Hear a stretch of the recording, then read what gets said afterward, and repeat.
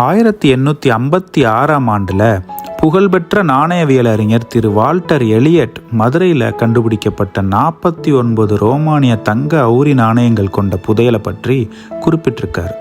அதில் 28 சென்னை அருங்காட்சியகத்துக்காக வாங்கப்பட்டதாகவும் 20 மதுரையில் உள்ள ஒரு நாணய சேகரிப்பாளரால் வாங்கப்பட்டதாகவும் மற்றும் ஒரு நாணயம் திரு எலியட் அவர்களே வாங்கி கொண்டதாகவும் தன் புத்தகத்தில் குறிப்பிட்டிருக்கார்.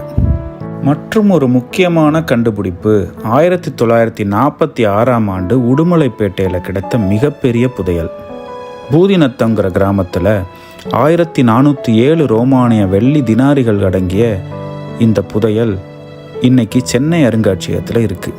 இப்படி எத்தனையோ புதையல்கள் மற்றும் கண்டுபிடிப்புகள் மூலம் ஏராளமான ரோமானிய நாணயங்கள், அம்ஃபோரா ஜாடிகள், டெரக்கோட்டா கலைப்பொருட்கள், கண்ணாடி மணிகள்னு ரோமானிய உறவுக்கு சான்றா தமிழ்நாட்டில் நிறைய கிடைச்சிருக்கு. ஆர்கியாலஜிக்கல் சர்வே ஆஃப் இந்தியாவோட தரவுகள் படி தமிழ்நாட்டில் இதுவரைக்கும் 1 லட்சத்துக்கும் அதிகமான ரோமானிய நாணயங்கள் கிடைச்சிருக்குன்னு சொல்கிறாங்க. இது தவிர பண்டைய நாணயங்களை பாதுகாப்பதில் நாணயவியல் அறிஞர்கள் மற்றும் நாணய சேகரிப்பாளர்களோட பங்கு ரொம்ப முக்கியமான ஒன்று. எத்தனையோ நாணயவியல் அறிஞர்கள் சிறந்த பங்களிப்பை செஞ்சுருக்காங்க.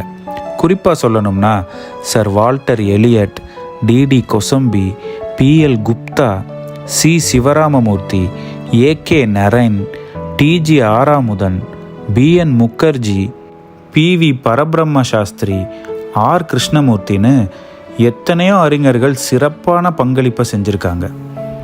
இன்றளவுக்கும் நிறைய நாணய சேகரிப்பாளர்கள் ஒன்றிணைஞ்சு சேகரிப்பாளர்கள் சங்கங்கள் மூலமாக தங்களோட கருத்துக்கள் மற்றும் நாணயங்களை பரிமாறிக்கிறாங்க. என்னோட சேகரிப்புலையும் மதுரையில் கிடைச்ச சில ரோமானிய நாணயங்கள் இருக்குது.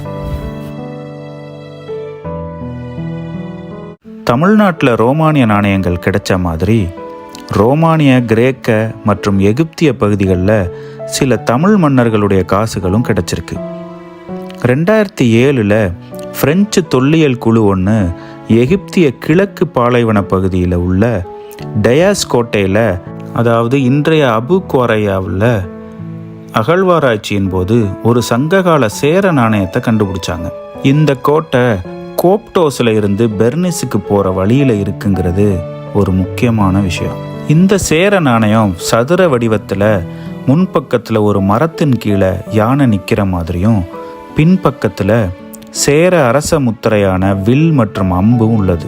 இந்த வீடியோ பிடிச்சிருந்தா கீழே இருக்க லிங்கை கிளிக் பண்ணி இதனுடைய முழுமையான வீடியோவை பாருங்கள்.